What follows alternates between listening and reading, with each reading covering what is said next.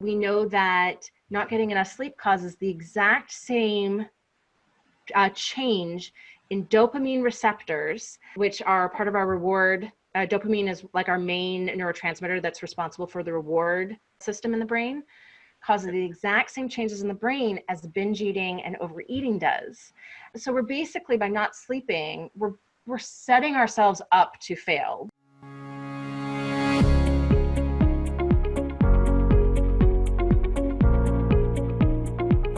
Welcome to the Calorie Conundrum podcast with Coach Strick. Join us as we expand the weight loss conversation to beyond just calories and dare to ask the question, why does eating less and exercising more sometimes not produce the desired results? Here's Coach Strick to discuss this Calorie Conundrum.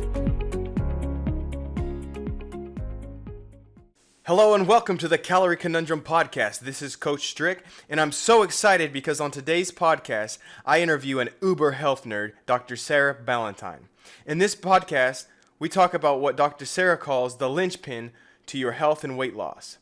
Dr. Sarah is an award-winning public speaker, New York Times best-selling author, and world-renowned health expert. Dr. Sarah, also known as the Paleo Mom, believes the key to reversing the current epidemics of chronic disease is scientific literacy. She creates educational resources to help people regain their health through diet and lifestyle choices informed by the most current evidence-based scientific literature. Let's hear what the science and Dr. Sarah have to say about sleep. Dr. Sarah Ballantyne, welcome to the podcast. Oh, thank you so much for having me. Yeah, so today we're going to talk about what I believe is the most underrated aspect or tool that you can use for your health and weight loss. But before we get into that, I want you to tell the audience a little bit about your story. So I come from a very complex health history. I eventually was I collected diagnoses. Like some people collect stamps or shoes, but I instead collected acid reflux and asthma and high blood pressure and psoriasis and eczema. But I also was morbidly obese. And so I started gaining weight pretty much with puberty. And I know now that probably that was my earliest symptom of Hashimoto's thyroiditis, but I didn't get diagnosed until I was in my late 30s. So all I really knew was I was gaining weight. I thought it was my fault. I thought that it, there was a lot of I must be hiding food. It was the entire culture of my family around it was you're just eating too much and, I'm not exercising enough. I was a really active kid. My mom was really crunchy granola. We ate organic food that we grew in our garden. But I ended up, really struggling because I would do the yo-yo thing, right? So I would lose 10 pounds, gain 15. And throughout my teens, my weight just kept climbing and climbing and climbing. I was in my sort of 270-ish, all of these numbers are really I would stop weighing myself. So I have to kind of guess based on, the last time I weighed myself was this, and this was how many clothing sizes I gained after that. But in between my undergraduate degree and grad school, I found this version of a low-carb diet that was a fad at the time. And I'd met a guy, a friend of my uncle's, who'd lost a couple 100 pounds on it. And so I went on this low-carb diet, and I lost 100 pounds over about a year. And,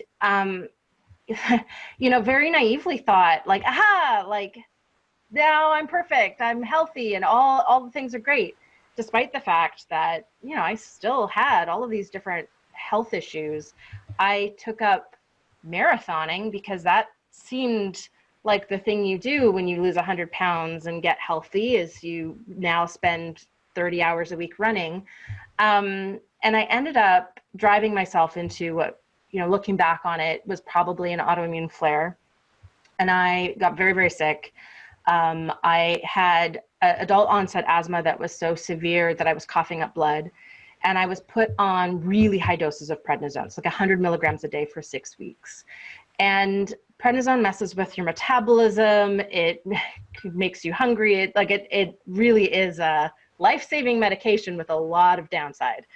And I ended up gaining back 50 pounds in that 6 weeks, and then another 80 or so in the next year. So I gained back all of the weight that I'd lost with an extra bonus 30. But I also, in that time, like lost all my tools.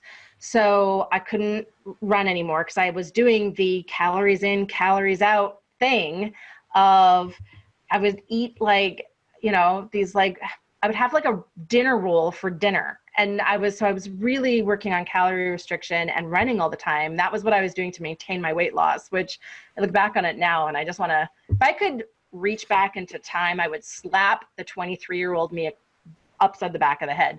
Just be like, wake up, girl, that is not doing you any favors. But then gaining all that weight and then having, you know, at that point, then I had very severe asthma. And I just collected a few more diagnoses in the whole process. I really struggled and I ended up just continuing to gain weight. I again, with these numbers have a big grain of salt attached with them because I don't actually know. I stopped weighing myself, but I'm pretty sure I was around 300 pounds at my heaviest. And miserable. Like, I mean, everything hurt. And part of that was also the autoimmune diseases that I have. And so it wasn't until my first daughter, I was obese when I got pregnant with her, and managed to lose some, I got gestational diabetes in my pregnancy. I managed to lose some weight being on the diabetes diet during my pregnancy. But I was still obese when she was a toddler. And when she was 1, I realized that I was feeling really terrible every time I ate. And I tested my blood sugar levels. I'd had gestational diabetes during my pregnancy, so I still had all my blood sugar testing supplies, and my blood sugar was 200, which is the borderline for a diagnosis of type 2 diabetes. I do not recommend doing what I did next, because what I did next was never ever tell the doctor about it. That is not okay, but that's what I did. I went back on the low-carb diet that had worked in my early 20s. At this point now, we're talking a decade later. So I'm now in my early 30s, and a medical researcher. So hypothetically, I should have known better, but I didn't. And I did lose that 100 pounds that I had to lose again before getting pregnant with my second daughter, and had a much healthier second pregnancy.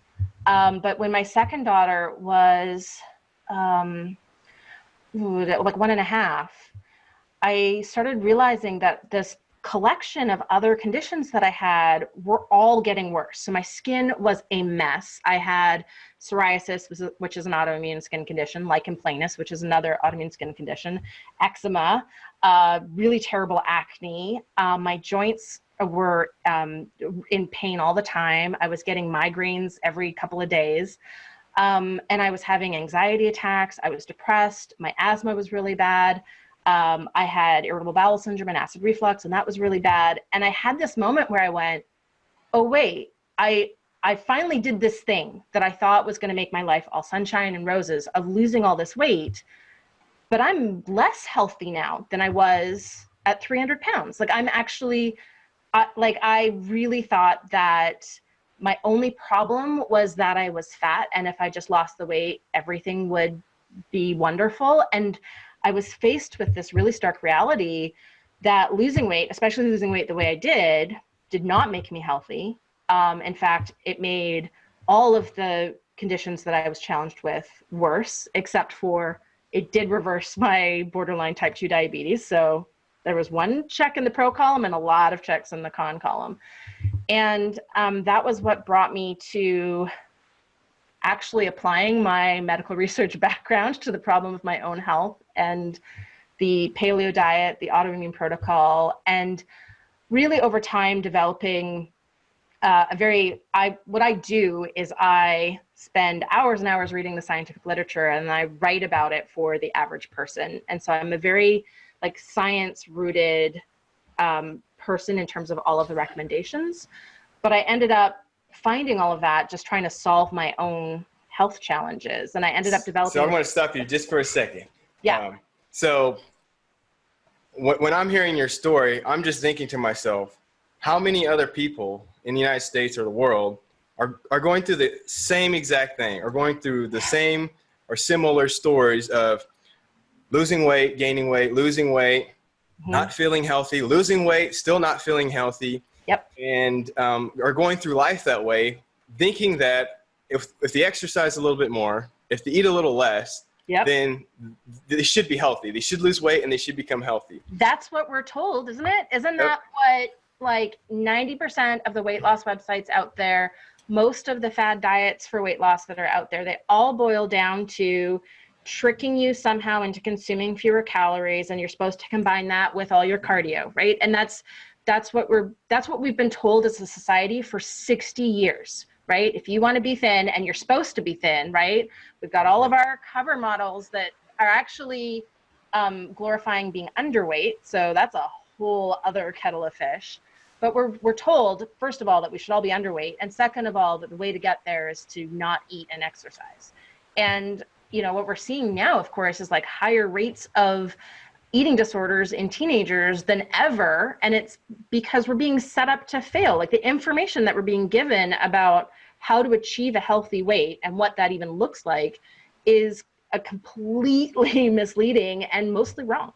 Yeah, and I think I was reading your bio online, and I think a sentence you had in your bio in relation to your weight loss with the low carb and losing a lot of weight, you said, I quote, "I believe that I was healthy, yet I was evaluating my health using solely my weight and activity level as the metric."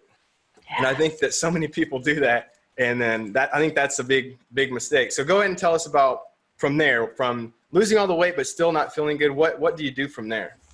So, I mean, for me, my journey involved this like combination of really changing my diet. I have a very nutrient density focused diet now. So my, and you know, the scientific evidence is very strong on this, is that the main quality of a health promoting diet is that it provides your body with the nutrients it needs to work. I mean, it's really simple when you think about it. But we have this, you know, long list of essential and non-essential nutrients. Like just because it's non-essential doesn't mean we don't need it. It just means that you don't die without it, which is different, right? Not dying without it is different than whether or not it's necessary for health. So we have this long list of nutrients that we get from foods. And if you just pick foods based on the foods that provide you the most nutrients per calorie so that you can get enough of all of those nutrients, it kind of automatically forces you into a very vegetable-rich diet, right? Fruit, nuts, seeds, seafood, high-quality meats. That's what the paleo diet looks like. And that's also the autoimmune protocol, which is a sort of more specific version of paleo for people with autoimmune disease.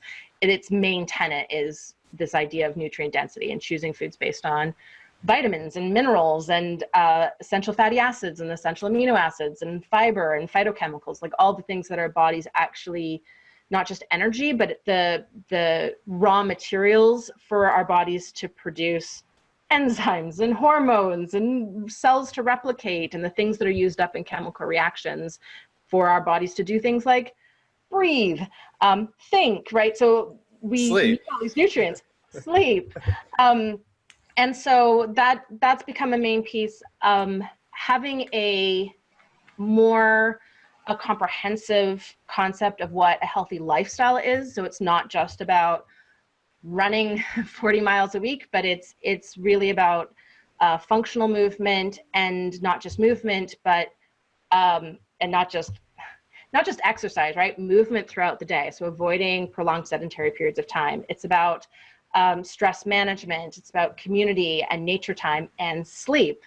So those things, and then also finding functional medicine, which is a type of doctor who looks not just at symptom management or disease management, but for root causes. So those things all together have been my journey over the last 8 years, and why I was able to continue to lose weight, but this time on a paleo diet, and achieve ideal body composition, which is awesome, and do that with strength building.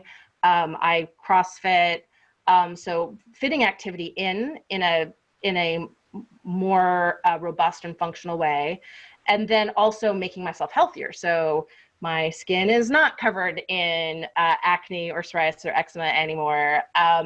My energy levels are really high. My mood is really good. I laugh. And that is, exactly what I mean by metrics of health. We're told that, even our doctors do this, right?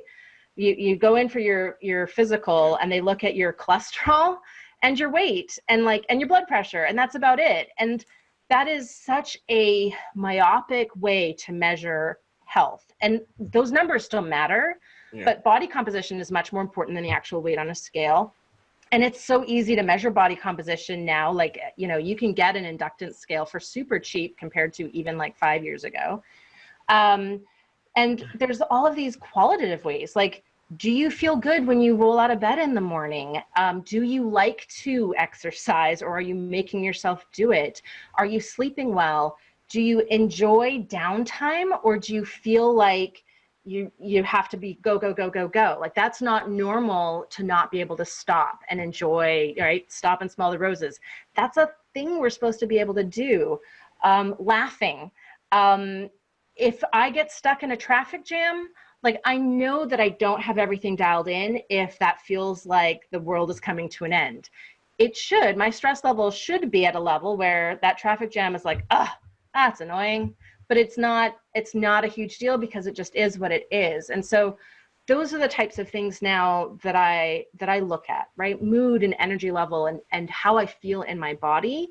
And it's not about the number on the scale anymore. I care a lot more about just enjoying every single day. And that is something that I didn't before. I was stuck in the grind and I didn't feel good in my body. And that is this whole journey for me. And this has been a prolonged journey, right? I'm 8 years now into it, but it's not just been about maintaining that weight loss, but it's been about knowing what it takes to be healthy and measuring health in this more comprehensive way. Yeah, so you're basically what it sounds like you're talking about is a lifestyle that affects your health in a beneficial way. Yes. And so I want to go back to the paleo diet just real fast. Can you explain what that is? And you said it basically adds a whole bunch of good stuff, minerals and vitamins and things like that. But is there anything that the paleo diet takes away that might be harming our health? Yeah, so the paleo diet it defines diet in two ways. So let's be clear that you cannot call a diet healthy or not healthy based on what you don't eat, right? So there's a lot of diets out there that are based on this list of no foods. My approach to paleo as a leader within the paleo community is not to focus on the eliminations. They are still important, but they're not the top priority. So the top priority is making sure that we're getting the nutrients that we need. So that means that I would define paleo as a whole foods and anti-inflammatory diet that focuses on getting all of our nutrient requirements, which translates to eating a lot of vegetables, a huge variety of vegetables, fruit, eggs, nuts, seafood of all kinds. So that includes fish and shellfish and sea vegetables, and then high quality meats. And basically every plate is about 2/3 to 3/4 of vegetables and fruit, nuts, healthy fats. And then that last quarter or a third is a high quality animal food. And so by sort of framing it that way, it's much more focused on achieving nutrient sufficiency. And it's a very balanced macronutrient approach. So it's not low carb or low fat or low protein or high carb or high fat or high protein. It's very much about getting macronutrients in moderation to meet nutritional needs. So we're not trying to overtly manipulate metabolism, because all of our science now is showing that these low carb or low fat approaches have some pretty big downsides for long-term health. So paleo is very much about being healthy, and weight loss kind of comes as a side effect to that. So there's some studies showing that just focusing on whole foods and such as the paleo diet will create a spontaneous reduction in calories. So the food's more filling. And so by eating a lot of vegetables, you just get full with less calories. And the average caloric reduction on paleo for most people is about 400 calories without trying, right? That's just, I'm eating all this delicious food until I'm full. And it also has that piece of avoiding what are called hyperpalatable foods. So these are the manufactured or franken foods, but the things that are designed to be so delicious that you keep buying them over and over and over again. But they actually bypass your ability to detect if you're full. So they actually trigger overeating. And they also mess with your reward circuitry. So they actually mean if you're eating a diet that includes fast food or junk food, you will just naturally eat more because that food entices you to overeat, but it through hormonal effects. But it also means that you don't get as much joy, even out of the super delicious food. And then you get way less joy out of the healthy whole foods that should be, like an apple is delicious, but you don't necessarily appreciate how delicious an apple is if you're mostly eating like Chips Ahoy cookies. So it's a part of paleo is also detoxifying our bodies from these foods that really mess with our hormones, mess with our immune systems, and mess with our brains. And so it really is about getting rid of those and avoiding foods that don't offer our bodies much by way of nutrients. So grains, I know they're like the base of the food pyramid, but they really don't have very much to offer us. They're just like filler calories, really. They have a couple of minerals, some manganese and some selenium, but you can get those from vegetables and seafood. They have fiber, but vegetables have just as much fiber and 10 times more vitamins and minerals. So it's really about letting go of empty calories and defining empty calories in a maybe more, I would say, unbiased way, right? So we're not looking at food groups, we're looking at, does that food contain nutrients? And grains, when you actually get into the data, are pretty underwhelming from that respect. So you said something about food affecting your brain. Mm-hmm. And I was reading an article on your website, and you said something else can affect your brain in a similar way. So let's go ahead and talk about the elephant in the room. Yeah. And that is sleep. So sleep is really important, but most people just kind of put it to the side, stay up a few more hours to do laundry, to do the dishes, to get on Facebook or whatever. Can you tell us about what is sleep, why we need it, and why is it so important? Yeah. So I know that I write about the paleo diet, but I would go so far as to say that sleep is actually the most important thing that we can do for our health. And in part because how much we're sleeping has a pretty strong impact on our food choices. And it does this through impacts on the brain. So the reason why we sleep, and this is amazing to me because scientists only figured this out in 2013. Like, we've only known for 6 years why we actually sleep.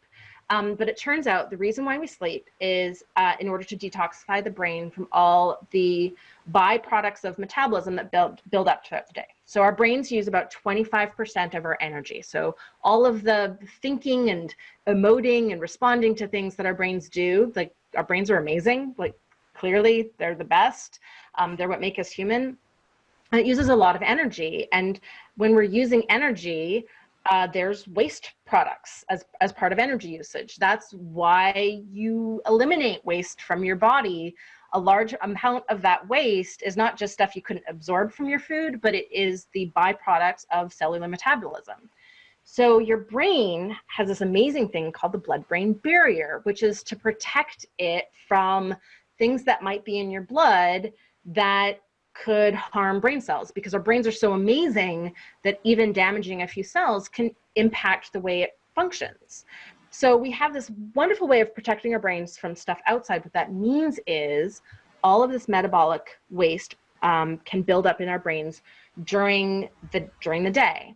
So what happens when we sleep is our brain cells shrink, and it increases the space between them by up to 60%, which supports something called lymphatic flow, which is the flow of stuff, the flow of fluids in between cells, and it goes from the neurons towards lymphatic vessels, which run alongside our blood vessels in our brain, and that's how we eliminate all of this metabolic byproduct waste that builds up in our brain all day.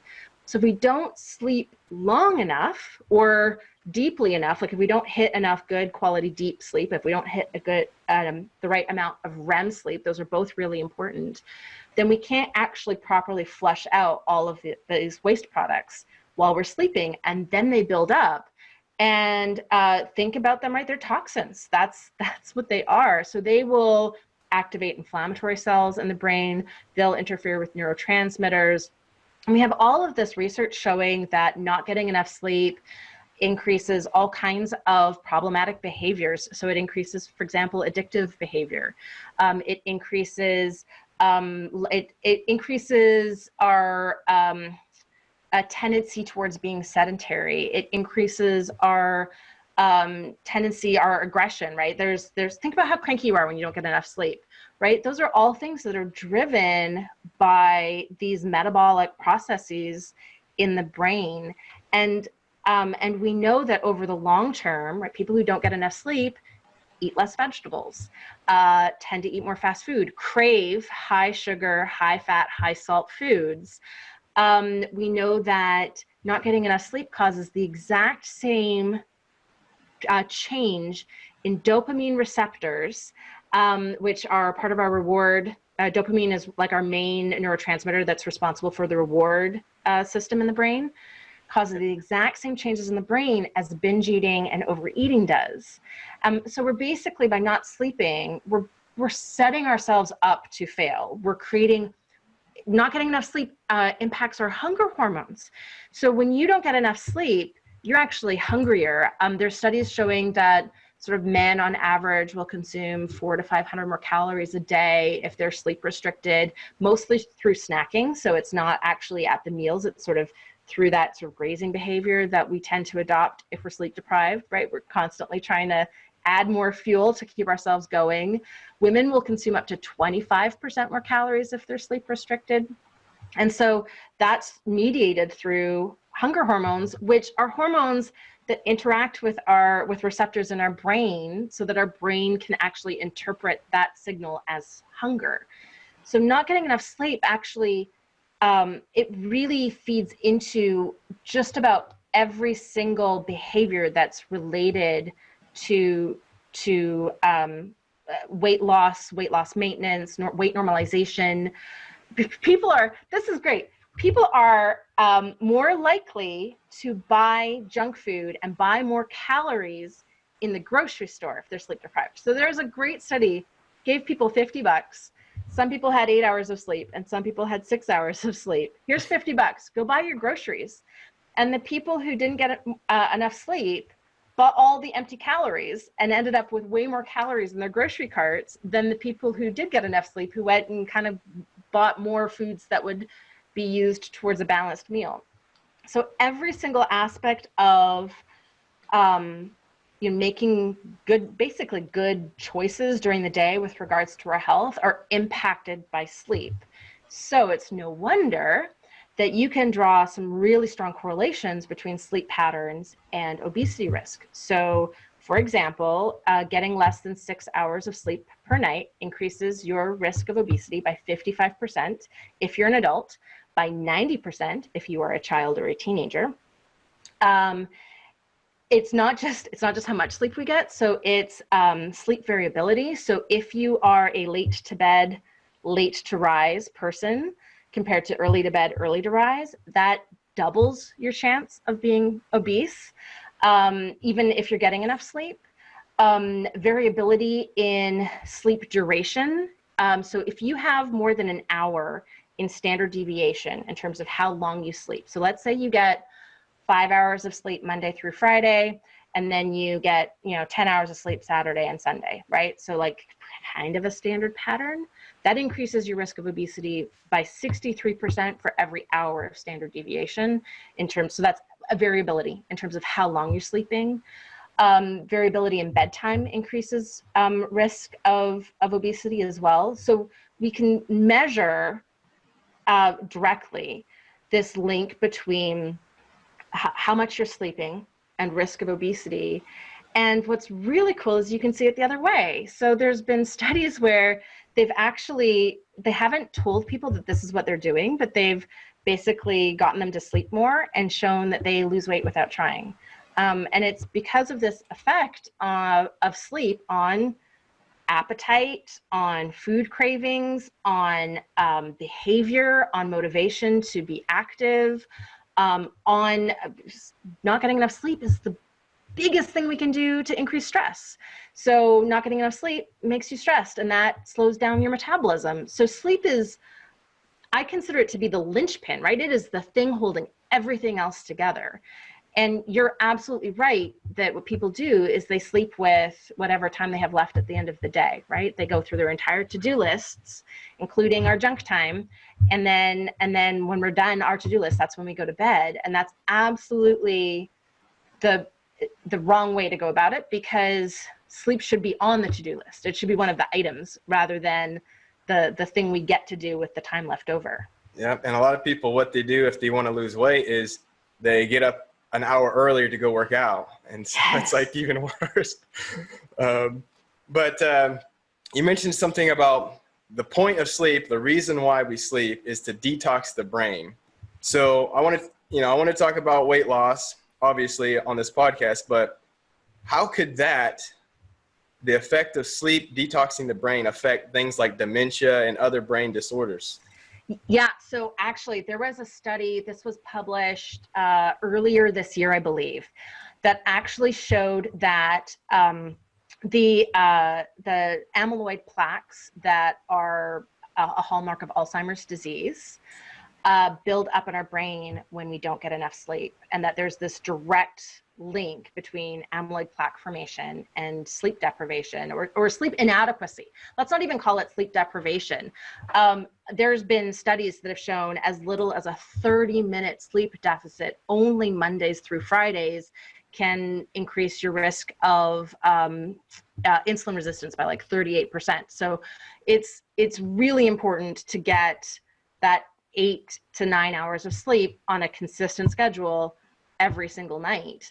And so not getting enough sleep, it increases risk of Alzheimer's disease, and it seems to be mediated directly through these amyloid plaques building up in the brain, and not being able to, probably related to that, not being able to flush out all of the toxins if we're not sleeping enough. Although that extra little piece still needs to be solidified in the medical literature. It also, though, so our blood pressure goes up when we're not getting enough sleep. So there's a direct link to increased cardiovascular disease risk by not getting enough sleep. There's a very strong link to type 2 diabetes. Right, not getting enough sleep increases risk of insulin resistance or type 2 diabetes by 2.4 times. So it's a huge link. And just not getting enough sleep does make you a little bit insulin resistant. So there was a study, it was an abstract presented at a conference a couple years ago, and they had, I believe, if I remember correctly, it was a study done in dogs, and they compared 6 months of a Western style diet. So a Western style diet is high fat, saturated fat and trans fats, and high refined carbohydrates and low nutrients. So it is basically like a junk food, fast food type diet. That's what's used in these studies. So they compared the level of insulin resistance of 6 months of this Western style diet in these dogs, I believe it was dogs, 1 night of lost sleep. And the 1 night of lost sleep caused higher levels of insulin resistance than the 6 months of bad diet. And the thing with insulin resistance is, as soon as you start messing with cortisol and insulin, you start messing with your ability to metabolize stored energy, which is exactly what you want to do when you're losing weight. You want to be able to burn your energy stores. And it also messes with how your body prioritizes energy storage. So it makes it, you're basically making it easier to store energy after you eat, harder to burn stored energy, and that ends up tanking your basal metabolic rate, which makes you feel tired and sluggish. And all of that links back to sleep. And then diabetes, cardiovascular disease. There's studies in cancer showing that, at least in breast cancer, how much sleep you routinely get upon diagnosis is predictive of survival. Wow. So there's not right now, there haven't been any studies that have linked not getting enough sleep with cancer risk. So I can't tell you that sleeping 5 hours a night is going to increase your risk of cancer. But I can tell you that if you get cancer, sleeping more is going to increase the likelihood of surviving cancer, which I also think is a really big deal. Yeah, you said you couldn't prove that, but didn't one of the health organizations make working third shift like a carcinogenic or something? So if you work, so that's basically not getting the appropriate or adequate sleep increases your risk for cancer. Is that right? Yeah, so that falls under that. It's interesting because third shift or just shift work in general, it hits in a couple of different spots. So it hits in the fact that most shift workers tend not to get a full 8 hours of sleep at night because they're sleeping during the day. People who do shift work, it's not generally by choice. It's not generally somebody who says, I love being up at 4 a.m. mopping floors. Like it's not typically, it's typically it either pays better than the daytime shift, right? There's like either a financial incentive or it's the job that you can get, right? So it's not typically a first choice. There are people out there there actually is a night owl gene. It's a very, very small percentage of people, but there are people who don't necessarily have these increased risks of sleep and are well programmed to sleep during the day, but it's an incredibly small percentage of people. If you think you're a night owl, you're probably not. There was a study a few years ago where they took a couple dozen people who were professed night owls who would go on and on and on about how, no, I always, I get all my best work done at night. I'm a night owl. I sleep during the day. They took them and they just went camping for 2 weeks.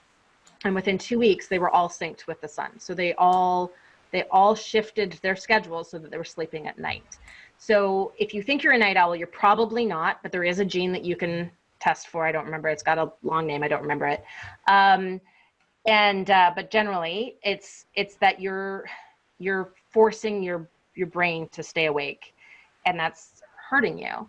And so the problem with shift work is in part that, but it's also the hormones that are related to circadian rhythm. So that is what we think of as night owl versus morning lark. It relates to our hormones that tell our body what time of day it is. So we have this piece of our brain.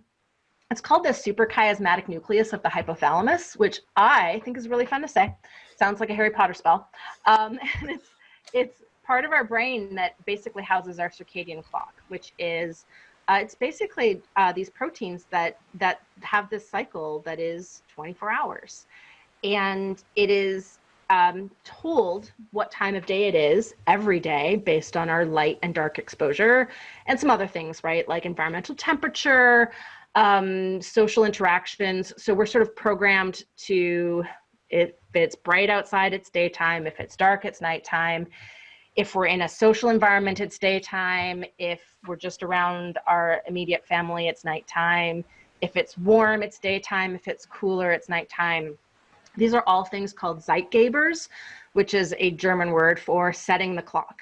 And so what they do is they tell the suprachiasmatic nucleus of the hypothalamus what time of day it is, which then controls the release of two really important hormones that then tell every other cell in your body what time of day it is. And that is cortisol, which is our main stress hormone. But cortisol's normal role in the body is as a circadian rhythm hormone, and melatonin, which is the sleep hormone. And typically your cortisol spikes first thing in the morning. That's when you're supposed to wake up with all your energy and feel amazing. And melatonin spikes right before bedtime. So when melatonin's high, cortisol is supposed to be low, and vice versa. So your melatonin levels slowly drop off while you're sleeping, and that's when your cortisol comes up. So when your melatonin's high, your core temperature drops and you feel sleepy, and you're all getting ready for sleep. And when your cortisol is high, you have a lot of energy. And so what's happening in shift workers is those hormones are all messed up. So you'll get them both high at the same time or both low at the same time. And that's impacting not just how much sleep they're getting, but how well they're sleeping. So they tend not to get as much deep sleep, but also melatonin and cortisol both feed directly into the immune system. And we know that cancer is, at least one of the things going on in cancer is a failure of the immune system to detect cancerous cells and kill them. So anything that's affecting immune system function has the capacity to potentially increase risk of cancer. So with shift workers, it's a much more complex than just sleeping out of sync with the sun. And it has to do with this entire symphony of hormones that are basically regulated by us living in sync with the sun. So what about sleep? How much sleep do we need? What are like the 1, 2, 3s of sleep? What should we be paying attention to when it comes to sleep? How much do we need? And like, what are some simple, basic concepts that we should be following to get the best sleep we can? I'm so excited about this question. Okay, so how much we need? Science basically tells us between 7 and 9 hours, but that is total sleep. So science also tells us that we tend to think we slept more than we actually did, because we think about what time we turned off the light and what time our alarm went off in the morning. And on average, that's anywhere between 20 minutes and an hour and a half difference between how much we think we slept and how much we actually slept. And actually, the less you sleep, the more likely you are to overestimate how much you slept. So we need 7 to 9 hours, but we really should be tracking that with a bio tracker, or just at least adding 30 minutes, right? So thinking about, instead of, if the gold standard is 8, because that's the middle of the range, let's say if I'm aiming for 8 hours of sleep, I'm thinking about at least 8.5 in bed. Ideally, like, you got enough sleep when you never need to sleep in on the weekends. You wake up at the exact same time on a Sunday morning as you do on a Monday morning. And when you wake up, you don't need your alarm. Your alarm can still be there as a fail-safe. Like, I'm not anti-alarm, but like, if you're relying on your alarm and dragging your feet out of bed, chances are really good you're not getting enough sleep. So it's 7 to 9 hours is the range. But that really translates to between 7.5 and 10.5 hours in bed every night, which can sound like a lot. So if you're like a 6.5 hour sleeper and you think about 9 hours, you're like, but here's all the things I'm not going to be able to do with my day if I'm spending that much more time in bed. So let's talk about how to improve sleep quality, because that will push you lower down. So if your sleep is really solid, you're going to be on the lower end of that range. So the number one thing that we can do is be mindful of those light signals that are setting our circadian clock. So get outside at some point during the day for at least 20 minutes, but an hour is better. So have your lunch outside or go for a walk, especially in the first half of the day when the sun is brightest. That's when we're getting the strongest signal to our brain of what time of day it is. And if you can't, get a 10,000 lux light therapy box for your desk and have that on for an hour mid-morning. And they're super inexpensive now. Like, it used to be in the olden days that they were really expensive and then they would drive your electricity bill through the roof, but now they're not like that. So get that bright light signal during the day, and then in the evening, so the last 2 to 3 hours before bed, your brain needs to know the sun is setting, but you're inside, so you need to replicate the setting sun inside. So your lights should be yellow or red in color, and you can go get a 60-cent red light bulb and put it in some lamps and turn those on in the evening. Or you can get super fancy and get like a programmable LED light bulb that you set in your phone, and it knows that at 8 p.m. it should go red and dim. Like, that's the fun technology version. Or you can wear blue blocking glasses. They're sometimes called melatonin glasses. But any you can get a $2 pair of safety glasses from the hardware store that have yellow lenses. That yellow lens will block blue light as well. So you can do this, the $2 version or the $200 version that you don't mind shopping in Whole Foods at 9 o'clock at night wearing 2. But ideally, we would be blocking blue light to our eyes for the last 2 to 3 hours of the day. So we want blue light and bright blue or bright white light. That's what the sun is giving us during the day, especially in the first half of the day. But we don't want it in the evening, because that will suppress our melatonin production. So that's the number one most important thing, is the light exposure. Next, you can do things like set your thermostat lower at night. Make sure your room is really dark, right? So bedrooms should be a cool and quiet and dark place. But the other thing is training your body. training your, like the more consistently we get ready for bed, give ourselves that 30 minutes to an hour to wind down. Don't eat right before bed, right? Don't drink right before bed. Drink alcohol, I mean. Those things rev up your metabolism and wreck your sleep quality. But the more we can be routine about it, the better our bodies just know to expect. Aha, it's sleep time. And you'll start to find that as you prioritize sleep and as it becomes a more predictable routine for your body, you'll sleep better, and you'll wake up more refreshed, and you'll start getting more done with your day. I mean, that is the most amazing thing, is when you're actually getting enough sleep, you can up to double your productivity during the day. Your working memory is better, your problem solving is better, your ability to collaborate is better. So all of that big to-do list can still get done in less time because you're just that much more efficient. You're just that much better at all of the things that you do. So my number one tip is to have a bedtime. My kids have a bedtime. I think all grown-ups need a bedtime. I have a bedtime. And so I have my time that I start getting ready for bed and my time that my light goes out. And I just work back from what time I have to get up in the morning. And that's how I figure out what time I'm going to bed.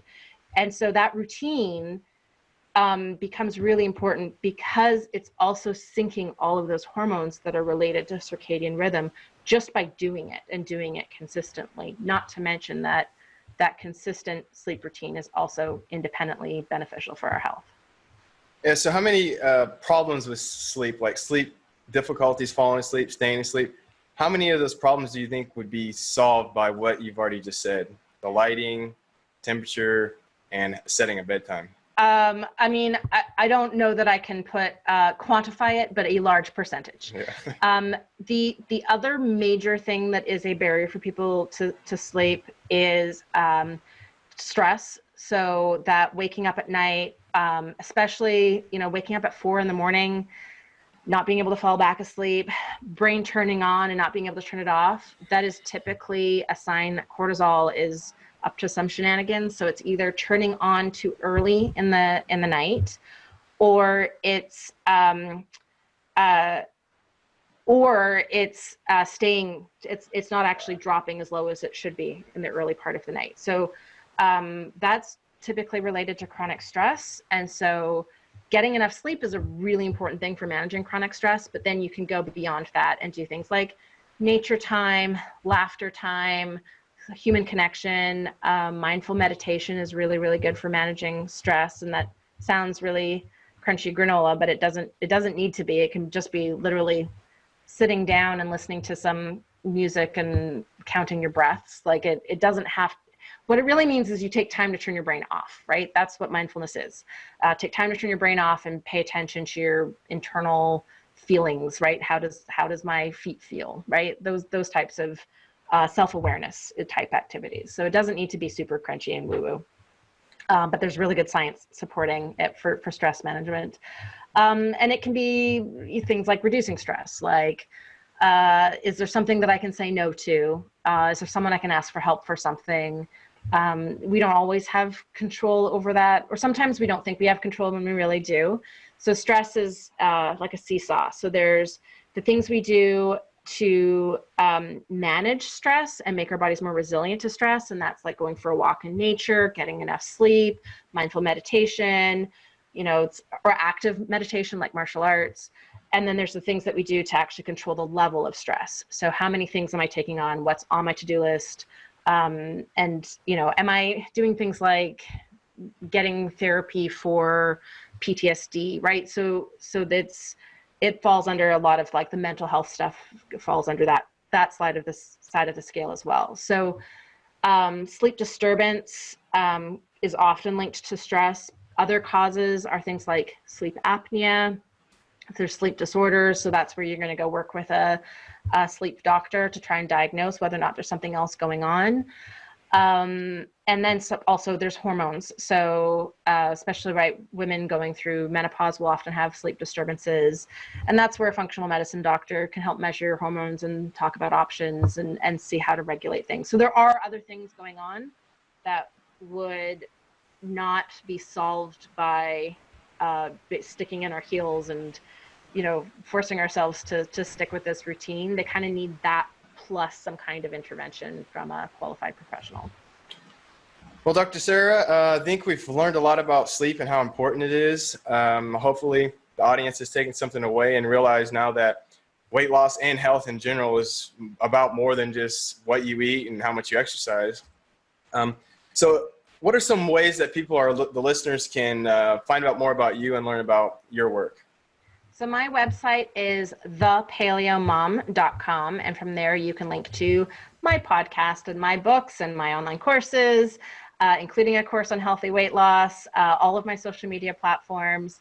But also for your audience, if you would like to learn more about the paleo diet as a science-led approach and a holistic approach that includes focusing on sleep, or the autoimmune protocol, I have a couple of free guides you guys can go grab at thepaleomom.com/free-guide.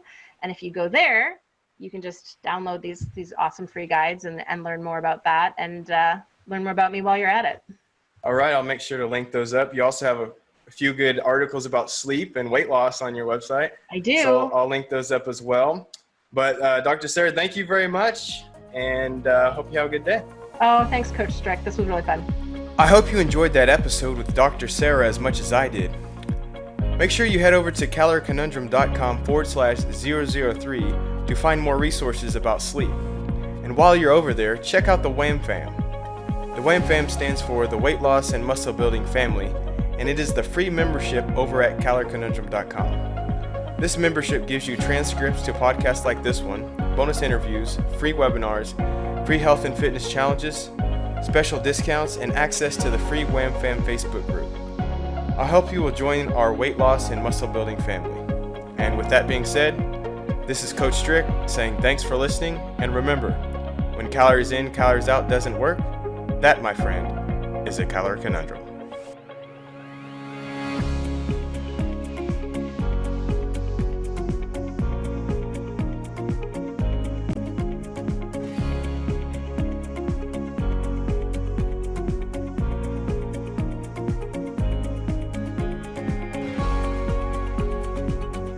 This podcast, including Coach Strick and guests, disclaim responsibility for any possible adverse effects for the use of any information contained herein. Coach Strick and/or guests may recommend products or services in which they have a direct or indirect financial interest. To find out more, please visit www.calorieconundrum.com.